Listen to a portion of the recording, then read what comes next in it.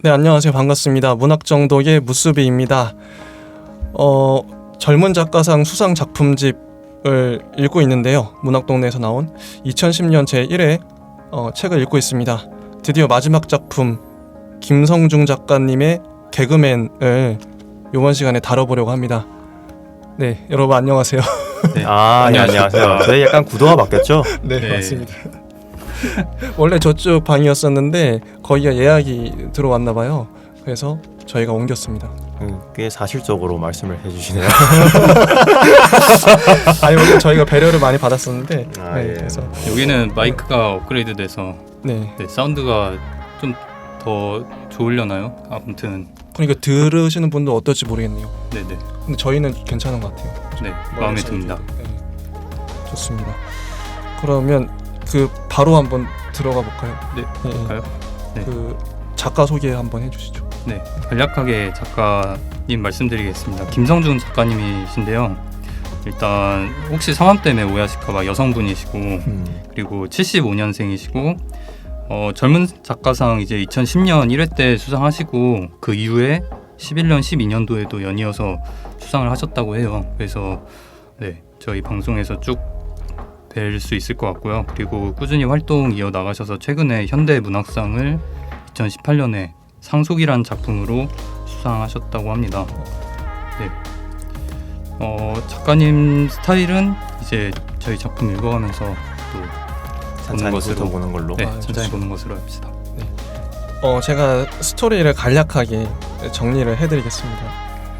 이 화자는 여성분인데 20살에 사귀었던 개그맨, 직업이 개그맨이에요. 제목도 개그맨인데 개그맨이 있었는데 과거 회상이죠. 그 개그맨하고 지금 이제 헤어진 옛 애인을 회상하면서 개그맨과의 추억을 이제 하나씩 나열하는 식으로 그렇게 그게 1부고요.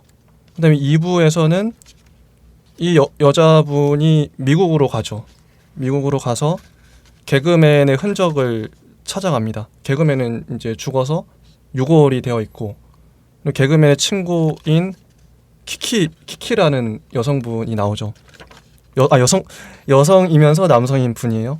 네, 원래 남성이었는데 성전환을 해서 여성이 대신 그런 분하고 이제 좀 같이 다니면서 또 친해지기도 하고 유골을 이제 뿌리기 위해 가다가 실수로 유골이 다 새어버리죠.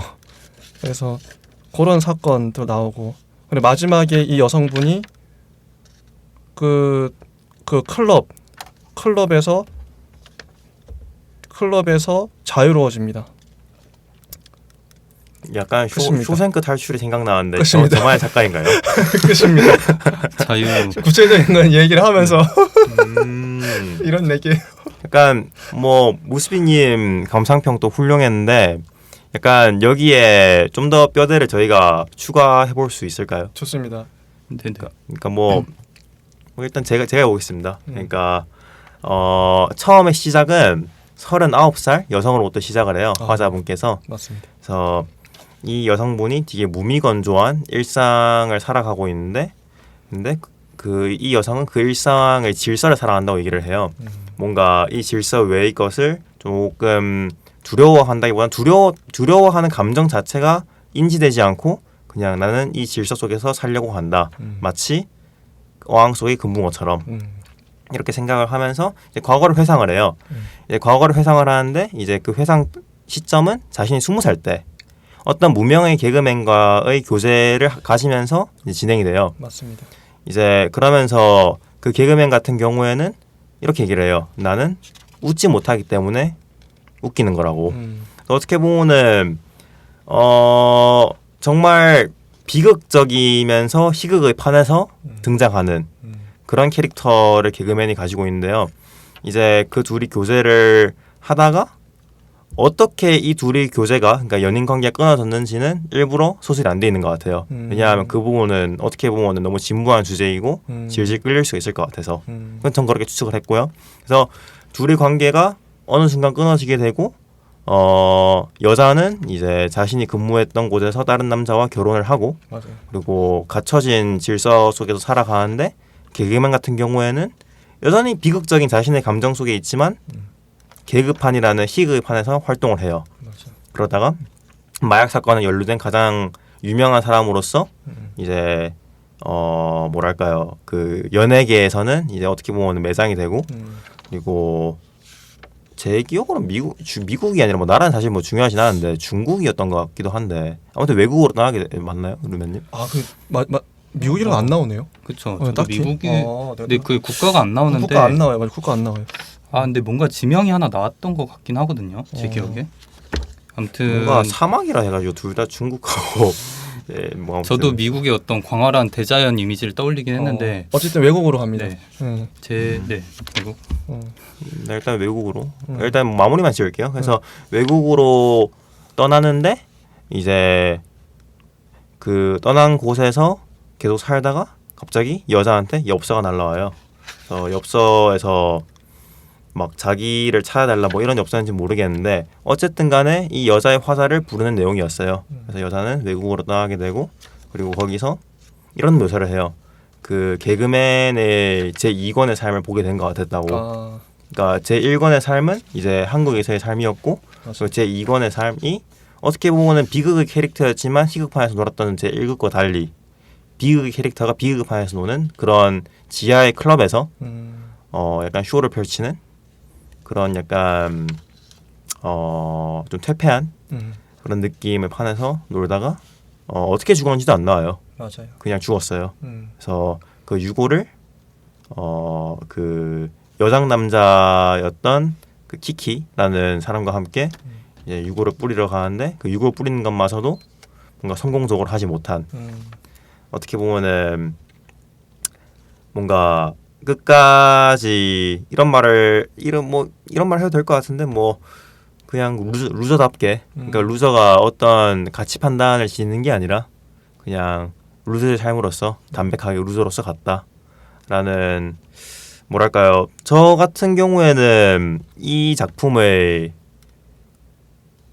주제의 무게성과 대비해서 문체가 가지고 있는 가벼움, 그러니까 가벼움이 저 사람 너무 가벼워 이게 아니라 주제가 가지고 있는 주제의식이 무게에 비해서 약간 어느 정도는 좀 통통 튀는 느낌이 있었어요.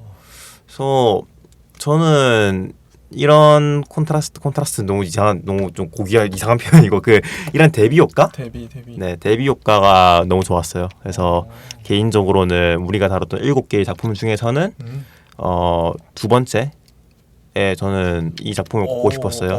그럼 되게 좋은 건데요. 그러게요. 네. 굉장히 높은 순위로 두셨네요. 네, 저 같은 경우에는 뭐 저희가 어차피 오늘 마지막 편을 다루니까 미리 한번 말씀을 해보면은, 저 같은 경우에는 첫 번째는 이제 첫 번째 작품 대상을 받았던 1층 지하 1층 그 작품이었고, 그다음에 두 번째는 이제 김성중 작가님의 개그맨, 세 번째는 악령 인공존재가 저의 픽이었습니다. 그렇군요. 지금 들어보니까 저는 비유 묘사라 그럴까요? 네. 이게 너무 독특한, 기발하다. 어떻게 이런 묘사를 할 수 있지? 이 작품의 가장 매력적인 부분은 묘사인 것 같아요. 그 금붕어라든지 기린이라든지. 기린 맞아요. 되게 절묘하게 진짜 정확한 묘사를 하고 있다.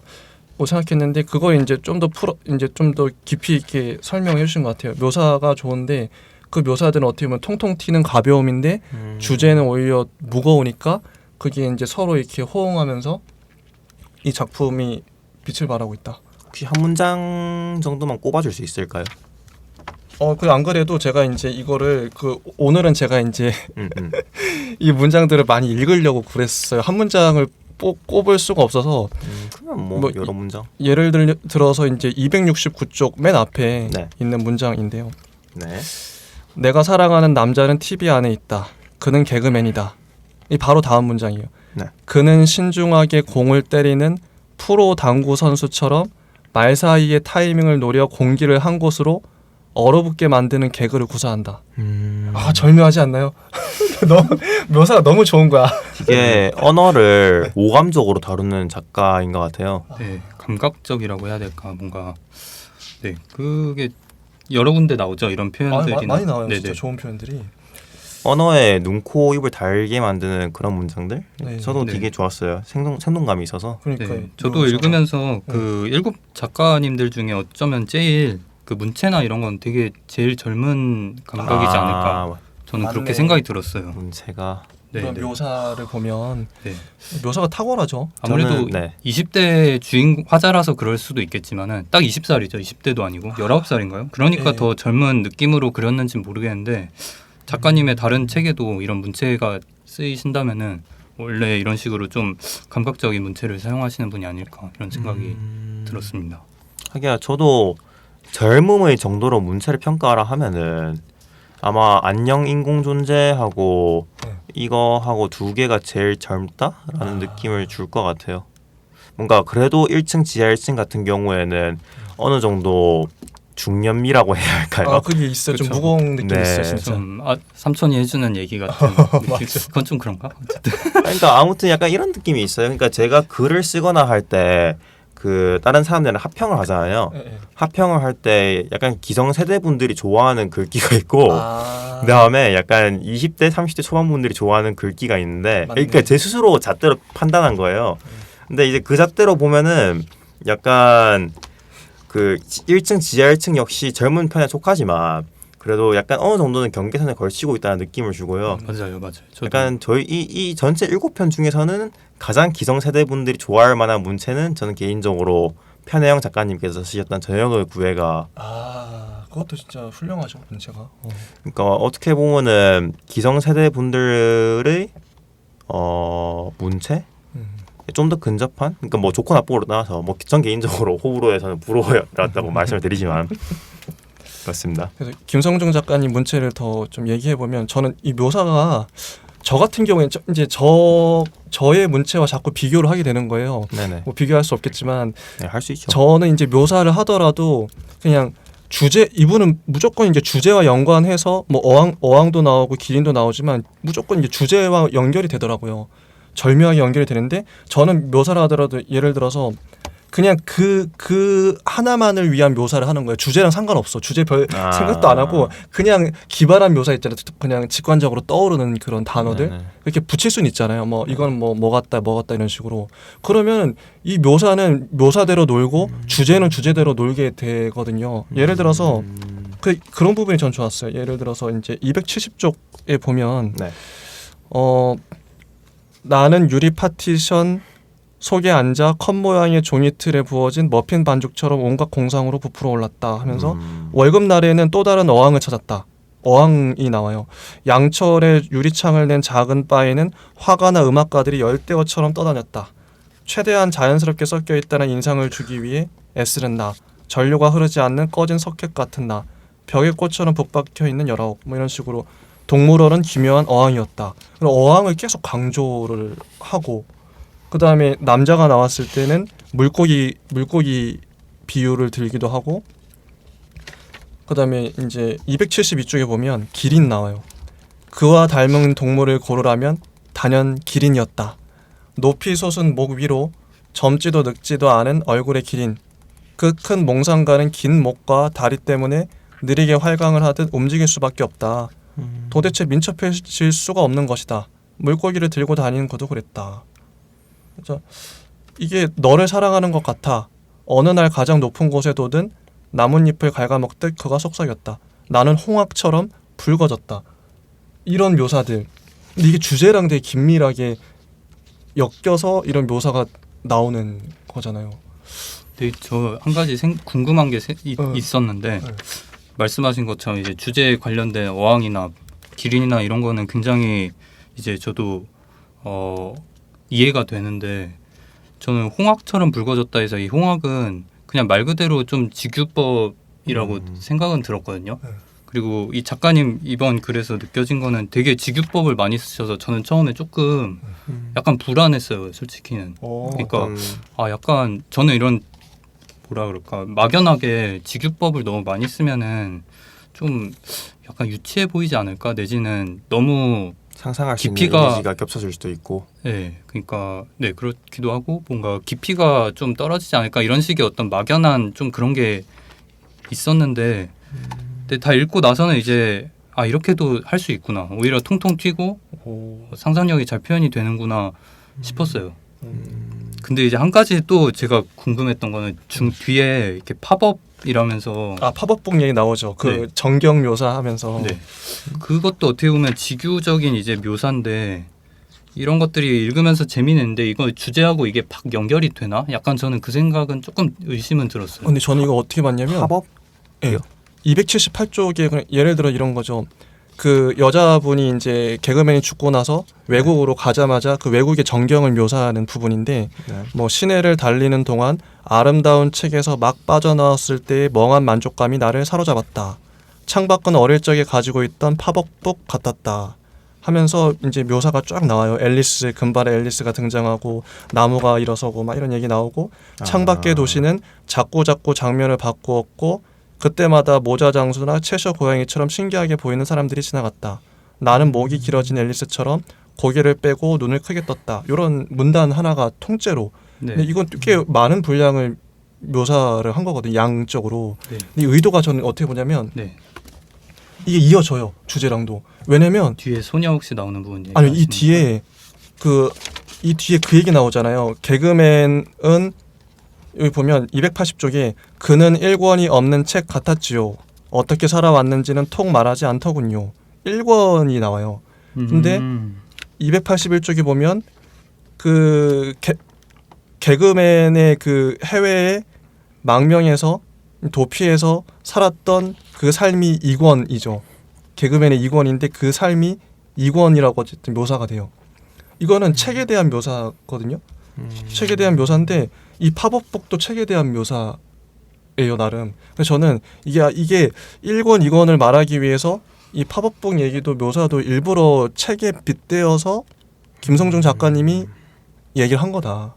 나름의 일관성이 있죠. 책을 비유하면서 이건 팝업북이고 그건 1, 2권이고 이런 식으로 저는 연결을 하긴 했어요. 약간 혹시 루벤님 코멘트 다실 거 있으시면. 글쎄요. 저는 그럴 수도 있지만 뭔가 직관적으로 주제에 딱 맞게 팝업북 묘사가 그러니까 제가 뭔가 놓치는 걸까봐 저도 이제 질문하고 싶었던 건데 그게 팍 해결됐다는 느낌이 잘 안 드네요 뭔가. 확실히 그러니까 루멘님께 먼저 말씀을 드린 게 약간 혹시 제가 먼저 발언하면 너무 세게 반박을 할까봐 네. 이런 생각이었는데, 그러니까 약간 각자의 의견이지만 동의가 잘 안 되는 부분인데, 그러니까 저 같은 경우에는 이거를 어떻게 받아들였냐면은 의견이라기보다는 받아들였냐면은 저는 약간 주인공 자체가 화자가 어느 정도 세상과 불협화음을 내고 있는 캐릭터라고 읽었어요. 그러니까 이 화자는 세상과는 좀처럼 일치가 잘 안 되는 거예요. 그러니까 표면상으로는 이 질서에서 벗어나고 싶지 않아 하지만 내면 깊은 곳에서는 헤엄치고 싶어 하는데 그 헤엄치고 싶어 하는 바다와 자기의 공간이 일치가 안 되는 거예요. 그래서 그렇게 하다 보니까 결국에는 이 캐릭터를 어떻게 하면은 제일 잘 드러내게 할 수 있을까?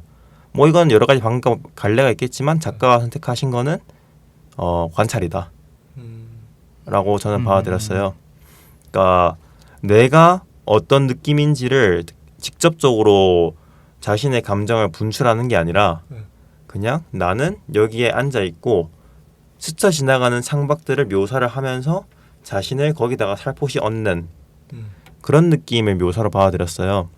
그러니까 어떻게 보면은 제가 읽었던 작가들 중에서는 무라카미 하루키 같은 경우에 이런 식의 묘사가 많이 나오고, 특히 제가 좋아했던 책들 중에서 노르웨이 숲 같은 경우에는 약간 자신의 감정을 풍경 묘사에 충실히 하는 듯 하면서도 자신의 감정을 살포시 얹는 듯한 묘사 정말 많아요. 그리고 그게 정말 하루키라는 작가 영향과 만났을 때는 은은하면서도 오랫동안 기억에 남는 울림으로 있거든요. 그래서 개인적으로 그 문체가 이 소설 단편 소설에서는 그렇게 딱 한 두 분류 정도 나왔잖아요. 우리가 언급했던 아까 팝업북하고 그리고 첫 번째 나왔던 뭐였죠? 어항과 기린.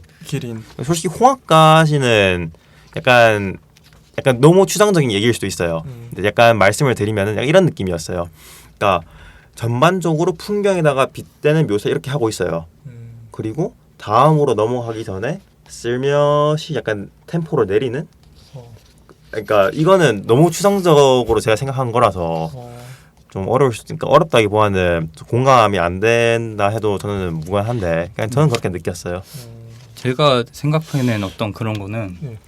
제가 어떤 처음에 어떤 질문을 제가 생각했던 어떤 답은 그거일 수도 있지 않을까 하나 생각이 든 게 이 화자가 어떤 39살이고 굉장히 나이를 이제 어느 정도 자신이 표현하기 이제 중년이 되기 직전에 어떤 나이처럼 묘사를 하면서 그러니까 성인이고 어른인데 근데 어떤 자기 선택을 미루면서 이제 자기의 어떤 인생을 제대로 채우지 못한 어떤 유아적인 어떤 그 어떤 단계를 넘지 못한 그런 사람으로 저는 느껴졌거든요. 특히 뒤에 특히 중간에 그게 있잖아요. 그 네.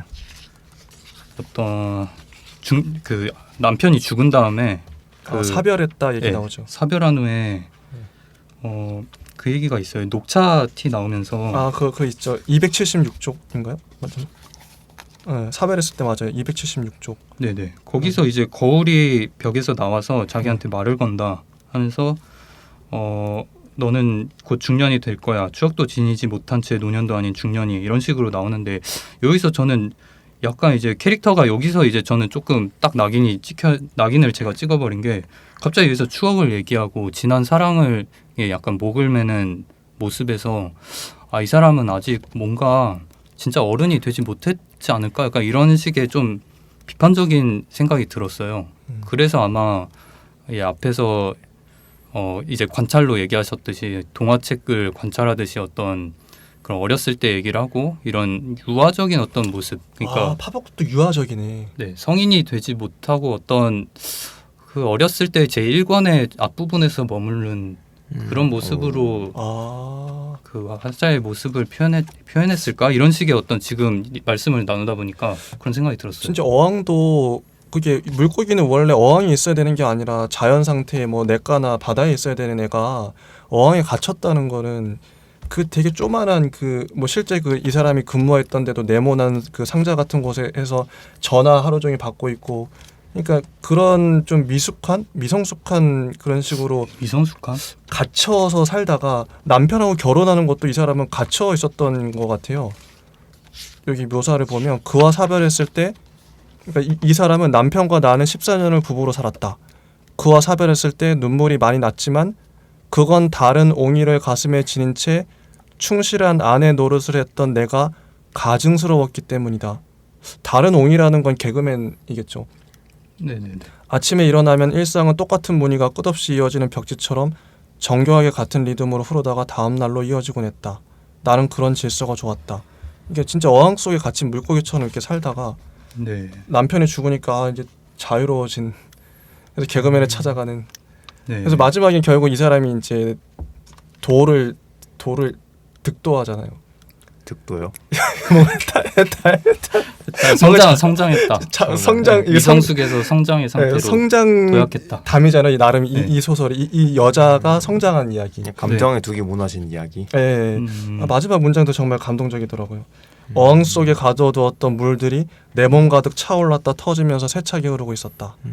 그러자 일생을 가둬두었던 지느러미가 움직였다. 괜찮아요, 괜찮아요. 키키는 바보처럼 같은 말만 되풀이했다. 뭐 이런 식으로. 이걸 보면서 이 화자는 사랑의 인생에 있어서 사랑에 엄청난 그 뭐랄까 사랑에 굉장히 목을 맸다 저 이런 생각이 들었거든요.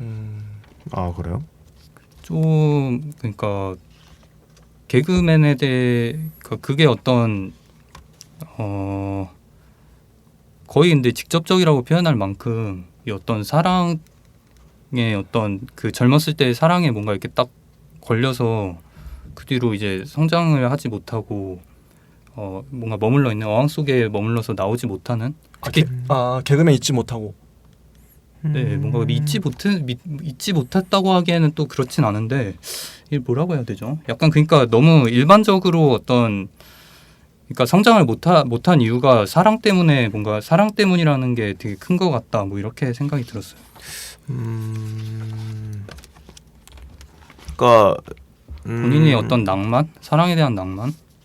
사랑에 대한 낭만. 사랑.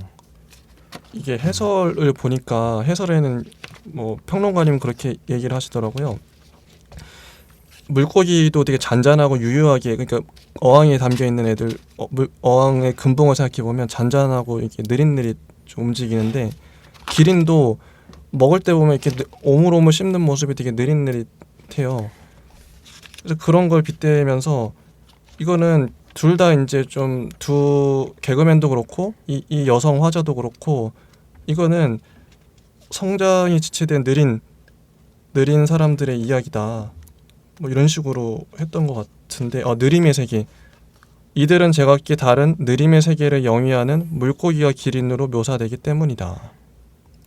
그런 것 물고기는 같기도 하네요. 어항에서 벗어날 수 없고 기린은 초원을 떠나 살 수 없기에 이들의 이별은 불가항력적으로 이루어진다. 소설은 이별의 장면과 시시콜콜한 이유들을 독자들에게 감추는 대신 끈질기게 남아있는 사랑의 인력에 휘청대는 이별의 과정을 펼쳐놓음으로써 감정을 증폭시킨다. 뭐 이런 거죠. 참. 저는 개인적으로 사랑보다는 선택의 역량 정도로 해석을 했던 것 같아요. 뭔가 좀 더 보편적으로 이 소설을 제가 읽었던 것 같아요. 그러니까 그럴 수 있었던 배경에는 작가님께서 이제 화자를 설명을 할 때 왜 화자가 이런 식으로 감정의 둑이 닫히게 되었는가에 대해서는 언급을 안 하세요. 맞아요. 덕분에 좀 더 일반적으로 이 화자라는 캐릭터를 받아들이는 데 성공을 했고, 어쩌면은 그 여파로 제가 사랑이라는 어떻게 보면은 많은 감정 중에 한 가지 갈래가 아니라 약간 자신의 스스로 선택을 하는, 그리고 그 선택에 대해서 나의 선택이라고 굳게 믿는 그런 역량, 그래서 선택에 믿음을 부여할 수 있는 역량을 가지지 못한 한 인간이 뭐 매개라면은 사랑을 매개로 그 역량을 한 번쯤은 인생에 있어서 마주볼 기회를 갖게 된 이제 그런 소설도 저는 읽었던 것 같아요. 그러니까 이게 저는 이 소설의 포인트를 짚자면 우리 방금 말했던 묘사의 탁월함, 주제와 연관된 것도 있고 또 하나하나의 캐릭터들을 또 볼 수 있을 것 같은데, 이 제목 자체가 개그맨이에요. 근데 개그맨의 상징성이랄까? 그런 것도 좀 얘기하면 좋을 것 같은데, 개그맨이 또 이름이 없어요. 그냥 개그맨이에요. 이름이 없어. 그렇죠. 그러네요. 네. 여자도 이름이 없죠. 그냥 화자도 자기 이름을 언급하진 않고, 그러니까 여기 나와 있는 사람 중에 이름이 있는 사람은 키키 정도? 남편도 그냥 남편이죠. 직장 상사고. 네. 목수. 이름이 없어요. 네. 구체성을 딱히 부여를 안 하려 했던 게 아닌가? 여기 이름은 왜 키키만 이름 있죠? 그러게요. 갑자기 그러니까 키키 역시도 그렇게 막 뭔가 그러니까 지명도 있는 이름이 아니에요. 그렇죠. 진짜 키키예요. 키키죠. 의도가 이게 좀 그러니까 전 아까 얘기했던 맥락의 연장선상이라고 전 보는데, 그러니까 지엽적인 거를 부여하지 않음으로써 보편성을 추구한다. 좀 더 일반적으로 이 소설이 읽히도록. 개그맨은 왜 개그맨? 그러니까 직업적으로도 그렇고요. 왜 개그맨이어야 했을까? 이거 전 변희봉도 떠오르더라고요. 변희봉하고 좀 느낌이 뉘앙스랄까요? 비슷하지 않아요? 변희봉도 원래 좀 보면 저는 전반적으로 이거 웃기려고 쓴 것 같은데 그 따지고 보면은 그 웃기지가 않잖아요.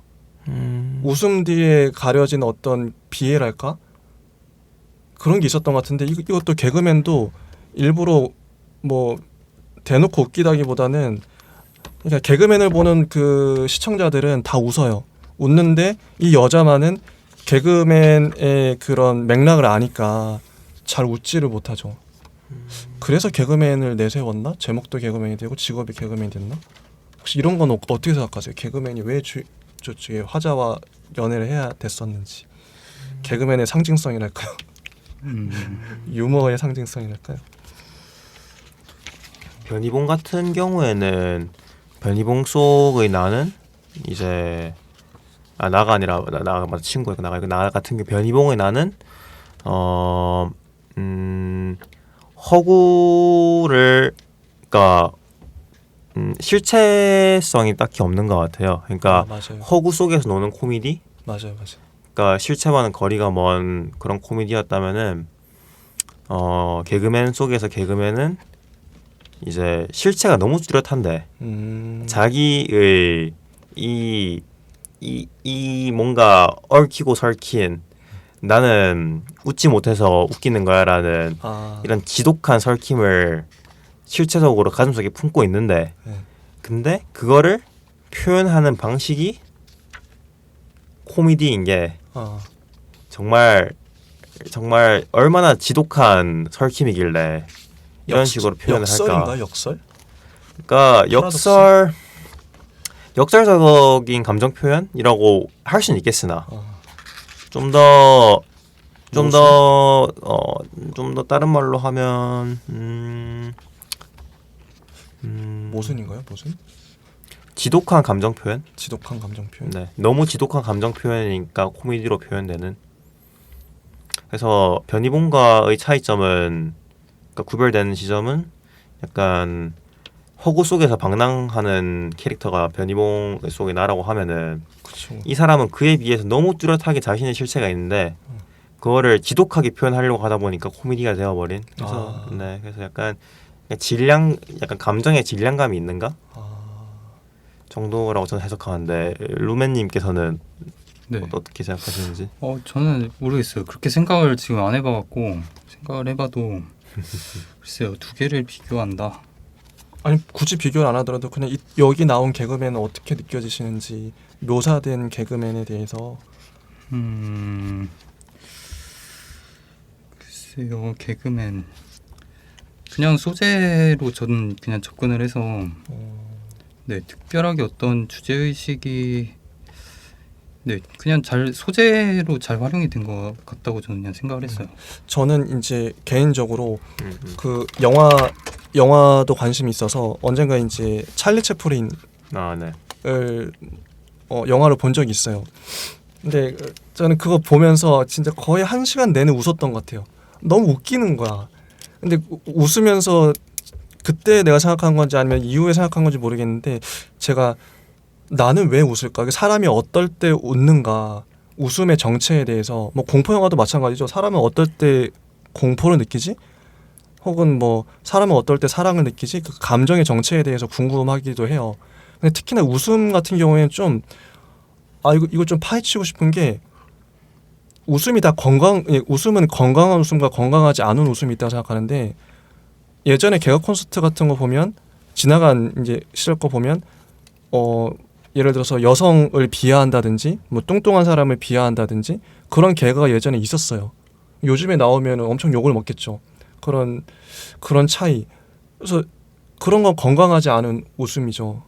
그래서 그런 웃음에 대해서 좀 나름의 이제 화두를 갖고 있다가 요거 변희봉도 그렇고 이제 개그맨이란 이 소설 또 읽으면서 과연 웃음이란 뭘까? 근데 여기 제가 생각하는 여기에 묘사된 그 개그맨은 되게 불행한 좀 비운의 사람이긴 해요. 자기도 고백하다시피 웃을 수 없어서 웃기는 사람이래요. 근데 솔직히 행복한 개그맨이라 그러면 나는 그냥 웃기고 싶어서 웃기는 거야. 이렇게 되면 자기의 그 내면과 그 외적으로 드러나는 그 웃기는 행동이 일치하니까 괜찮아요. 나는 웃기고 싶어서 웃기는 거 그럼 얼마나 좋아. 근데 그게 아니라 웃을 수 없다는 상태 자체가 되게 불행한 거죠. 역설적인 상황인데 웃을 수 없어서 웃기는 사람이 됐대. 자기 내면은 웃지 않는데 남을 억지로 웃기는 거야. 이 사람은 얼마나 힘들겠어요. 불쌍하더라고 전 솔직히. 그런 사람이 결국 마약 사건 터지고 몰락해가지고 해외로 도피했는데 거기서도 어쩔 수 없이 개그맨이란 직업을 스탠드업 코미디로 해요. 이 사람의 삶은 뭐지? 평생 자기 스스로 웃지 않으면서 한국에서도 해외에 가서도 결국 웃기는 삶을 남을 웃기는 삶을 산 거예요. 그러니까 남들은 이 사람을 보고 다 웃지.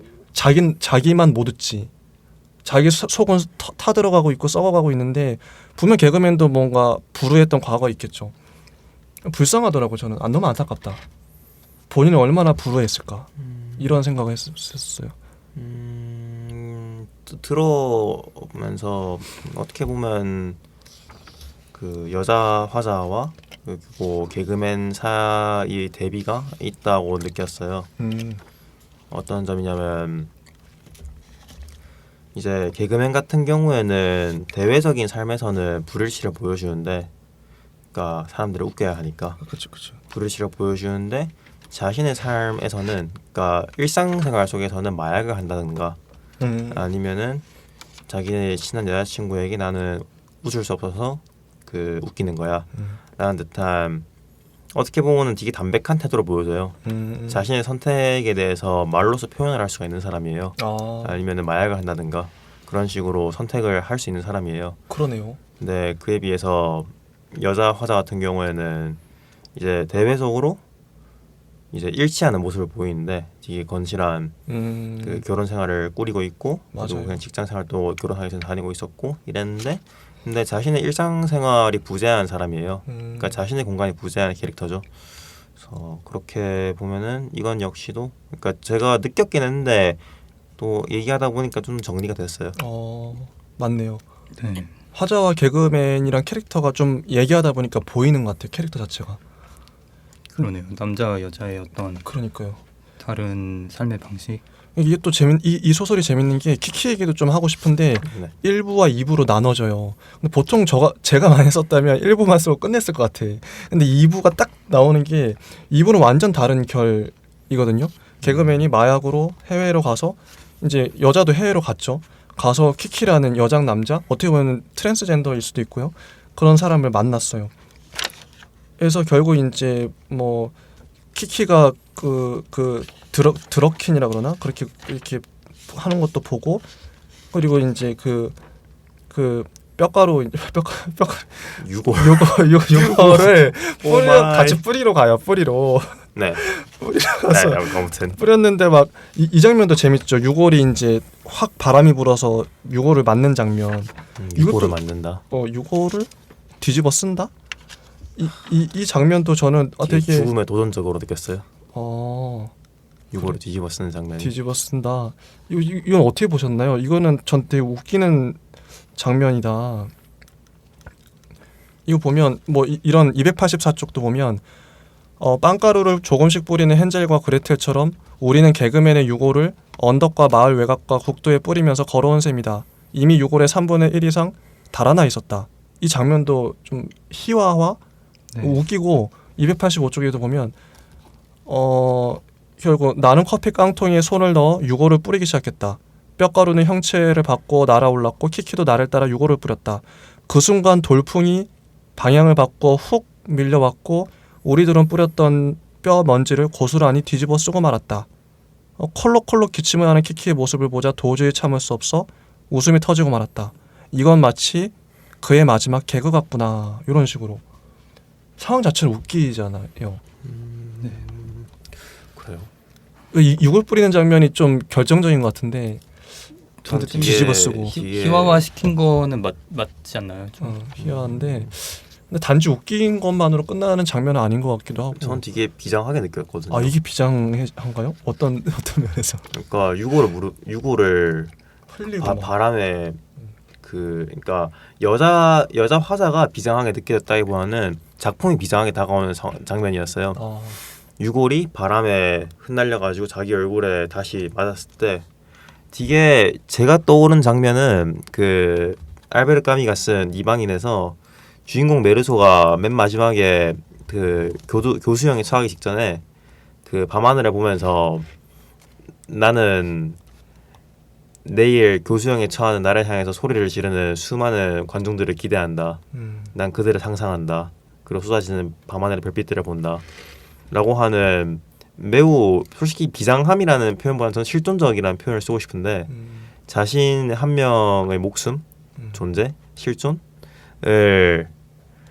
어떻게 보면 되게 엄숙하게 다루고 있는데 어떻게 보면은 그 엄숙함을 헨젤과 그레텔이라든가 아니면은 바람이라든가 라는 식의 제가 처음 시작할 때 얘기했던 작가 특유의 주제의식의 무게에 비해서 통통 치는 가벼운 문체로 이 실존이라는 거를 한 번 더 가볍게 퉁겨진 게 아닌가 중화시키는 일부러 이렇게 무거운 주제를 무겁게 얘기해 버리면 독자들이 부담스러우니까 가볍게 만들어 버리는 건가요? 그러니까 중화라는 표현도 괜찮은데 제가 생각하는 약간 음악에서 강약 조절이 없으면 너무 단조롭잖아요. 그러네. 크레센도가 맞네요. 있어야 하고 포르테가 있어야 하고 피아노가 있어야 하는데 약간 그런 강약 조절 문체에서의 아 진짜 생각해 보니까 이게 이 대비가 정말 절묘하다 생각되는 게 무거운 주제를 무겁게 얘기해 버리면 혹은 가벼운 주제를 가볍게 얘기해 버리면 작품 자체가 단조로울 것 같긴 해요. 근데 무거운 주제를 이런 식으로 가볍게 쓴다, 가벼운 터치감, 가벼운 묘사로 산뜻하게, 괜찮네요. 이런 시도를 나도 써먹을 수 있겠다. 나중에 소설 쓰면서 되게 괜찮은 시도 같다는 생각이 드네요. 네네. 시도 자체는 매력이 있네요. 약간 너무 잔혹한 소설을 아름답게 쓸 수도 있는 것 같고요. 맞아요. 이를테면은 김훈 작가의 칼의 노래가 대표적으로 저는 생각이 돼요. 아 그래요? 그러니까 임진왜란 그리고 한 영웅 이순신이 아니라 한 인간 이순신이 겪고 있는 고난을 주제의식에 담고 있는데 그런데 중간 중간에 들어가 있는 병난도래 그 이순신 장군의 그 바닷가 한 뭐였죠? 혹시 한산도. 한산도? 네, 한산도나 아니면은 거기 있는 묵어진 그 풀들 그리고 백성들이 살고 있는 민낙들을 묘사하는 게 지극히 아름다워요. 아름답다. 아름답고 약간 조선은 백색의 나라라는 어떻게 보면 서양의 오리엔탈리즘이 어떻게 보면 좀 아름답게 묘사가 돼요. 네. 근데 그에 비해서 주제의식은 되게 참혹해요. 백성들이 왜구들한테 잡혀가가지고 백성들이 자신들을 향해서 총을 쏘고 그리고 그거를 뵈려고 하는 장군이 있고 그것도 그 베지 말라고 하는 이순신이 있고 네. 아무튼 그런 대비 효과 같은 경우에는 뭐 맞네요. 이 정도에서 잘 수 있을 것 같습니다. 키키란 인물은 혹시 좀 하실 말씀이 있으실까? 이 키키도 독특하긴 해요. 여장 남자라기도 하고 그리고 뭔가 사연이 있는 것 같은데 사연은 다 안 나와요. 이 소설의 특징이기도 한데 그렇죠. 네. 뭔가 헤어진 왜 개그맨하고 뭐 이 화자가 헤어졌는지도 안 나오고 구체적인 사건 안 나오고 어떤 이미지나 이렇게 묘사로 보여지는 게 이것도 이 사람의 이 작가님의 독특한 그 문체인가 싶기도 해요. 약간 말 많은 저로서는 좀 배우고 싶어요. 요런 서술 잘라내는 서술. 잘라낸다. 뭘 말하지 않을 때 독자들이 더 맞아요. 즐겁게 읽을 수 있는가. 굳이 여기 뒤에 해설도 보면 평론가님께서도 굳이 이게 다 안 보여주기 때문에 더 매력적이다 이런 식으로 쓰셨던 것 같아요. 그러니까 김영하 저도 작가가 이런 좋았어요. 말을 해요. 그 현실은 구질구질하고 혹은 깔끔하다고. 맞아요. 이 소설은 진짜 깔끔하게 쓰여졌거든요. 네. 근데 보통 이제 제가 썼으면 이거 이 여자분하고 개그맨하고 헤어지고 중요해 무조건 써야 돼. 그래서 썼을 것 같아. 근데 저 같으면 썼을 것 같아. 근데 이 사람은 과감하게 빼버려요. 그래서 더 좋아. 너 궁금해 막 뭔지 이렇게 그게 중요하지 않은 거죠 지금. 뭐 집중해야 될 거에 딱 집중하고 과감하게 그냥 스킵해버리려. 그게 너무 좋았어요. 키키란 인물도 전 좋았던 것 같아요. 아까 개그맨처럼 여러 가지 의미를 담고 있는 것 같은데 여장 남자이기도 하고 등에 이제 뜻을 알 수 없는 글씨가 붉고 푸른 물감으로 새겨져 있는데 그 뜻을 알 수 없게 된 건 철자의 절반 이상이 불에 탄 흉터처럼 일그러져 있기 때문이다. 아팠어요 묻죠. 나는 문신 속의 이름과 그 이름을 지우려던 사람이 하나였을 것이라고 직감했다. 다정한 키키는 아마도 내가 상상할 수 없는 인생을 살아왔을 것이다. 이런 식으로 짧게 끝내버려요. 다른 사람 같으면 저 같으면 이 키키가 얘기를 하겠죠. 사실 내가 문신은 이러이러한 사연 어렸을 때 아버지가 나에게 이렇게 장황하게 보통 작가들은 그러고 싶을 것 같아요. 대부분은 그런 욕망에 빠지겠죠. 이렇게 하면 소설이 비려지고 구려지겠죠. 근데 과감하게 이런 식으로 그냥 스킵해버려. 이거 되게 세련되게 깔끔하게 처리해버린다고 생각해요. 전 이거 되게 이분 장난 아니다. 내공이 있으시구나. 그런 느낌을 받았거든요. 요 묘사 하나 딱 봐도. 어떻게 생각하시는지. 네. 좋았어요. 이번에 루메닉의 발언권을. 네. 루메닉이 솔직히 이 소설 썼으면 네. 이 키키 사연 막 구질구질하게 얘기했겠죠. 와 유도심을 하시는 거 봐. 너무하다. 본인이 썼다면 어땠을 것 같아요? 이것보다 잘 쓰기는 어려웠겠죠. 당연히 쉽지 않았겠죠. 겸손. 이걸 어떻게? 그러니까 이런 식으로 네. 세련되게 처리했다니까요. 네. 근데 그래도 여기서 그래도 약간 비평을 한 줄 쓰자면 비평이라면 반론 아, 좋습니다. 한 줄만 이런 거 쓰자면은 좋아요. 네. 그러니까 저는 개인적으로 이런 문체 너무 좋아해요. 이런 식의 전개 방식을 좀 어느 정도 배우고 싶어 해요. 다만 이제 인물 묘사가 길어진다고 해서 이제 그게 네거티브하게 작용할 가능성은 다분하나 그건 역시도 약간 치밀함으로 메꿔줄 수 있다라는 거를 그런 작품이 뭐가 있을까? 예를 들어서 약간 근데 단편 같은 경우는 약간 한계가 있을 것 같다는 생각이 들기도 한데 맞죠. 짧으니까. 네. 근데 한편으로는 또 까미 얘기인데 까미의 패스트 같은 경우를 읽어보면은 인물들의 묘사나 스토리가 하나하나가 있는데 하나하나가 치밀해서 뭔가 조잡하다라는 느낌이 안 들고 이해하기 어려우나 이해했었을 때 요약될 수 없는 그런 소설이었던 것 같습니다. 좋네요. 이제 시간이 거의 다 됐는데 혹시 이제 이 소설을 정리하면서 네.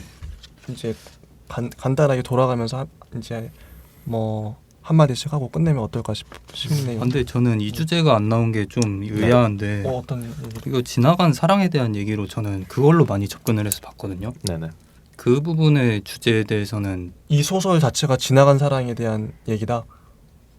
저는 그렇게 많이 포커싱을 맞춰서 봤어요. 지나간 그래서- 사랑 얘기 맞죠? 네, 네, 개그맨하고 헤어졌으니까. 맞죠. 거기 얘기하고 싶다는데 너무 단축하는 거 아니에요, 쌤?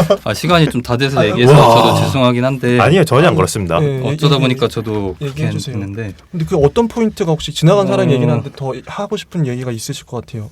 제가 아까 얘기 살짝 해보려다가 이제 딱 뭔가 말았던 게 그 좋습니다. 이 화자가 전 사랑에 대한 낭만이 되게 많은 것 같다 이런 식으로 말씀을 드렸었는데 낭만. 네. 그 부분이 딱 느껴졌던 거는 네.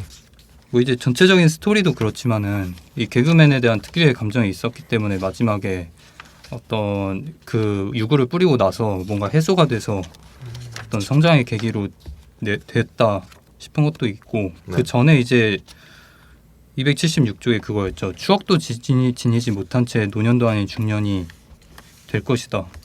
이게 사별 후에 이런 얘기를 한다는 것 자체가 저는 이거 자체로 저는 이 사람 사랑에 대해 대체 어떻게 생각할까 이게 너무 이 화자에 대해서 궁금했어요. 저는 그런 관점으로 보니까 이 지연된 애도에 대한 지연이라고 해야 될까요? 애도. 네. 애도, 사랑 지나간 것, 추억 뭐 이런 거의 주제는 앞선 작품에서도 많이 나왔기 때문에 전 그런 작품들 떠올라서 네 이걸로 뭔가 얘기가 되지 않을까 해서 이런 걸 생각해봤는데 지연된 애도. 네 당시에 현혜영 작품 예. 작가님 작품도 그렇고 인공존재 작품도 그렇고 그게 다 앞에다- 애도로 엮어질 수 있겠네요. 네 저는 그 주제로 한번 생각을 했었는데 그래서 이게 바람직한 어떤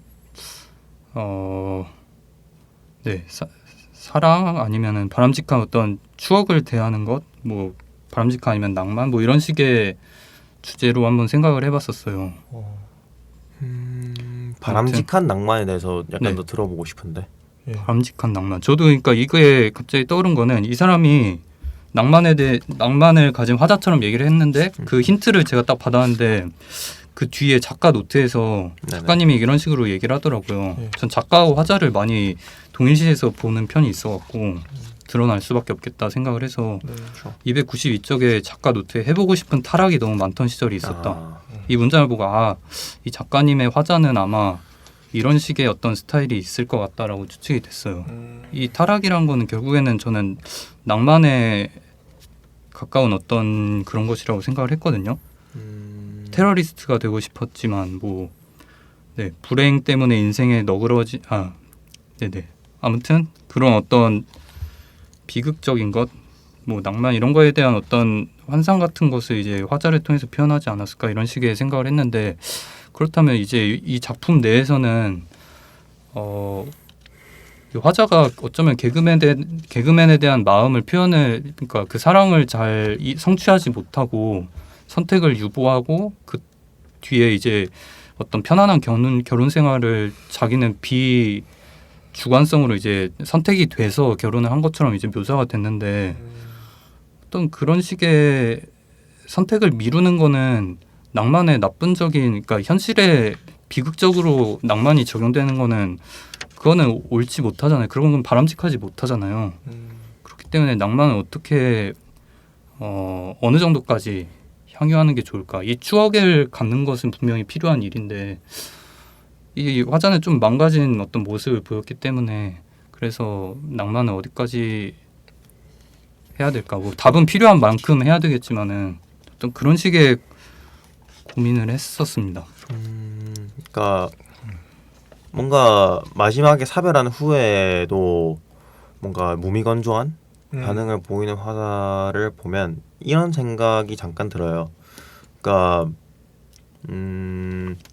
자신의 선택을 역동적으로 해내지 못했기 때문에 자신의 낭만마저 지킬 수 없었던. 그러니까 낭만이라는 게 어떻게 보면은 낭만이랑 솔직함, 외향성은 연결돼 있는 어휘라고 보거든요.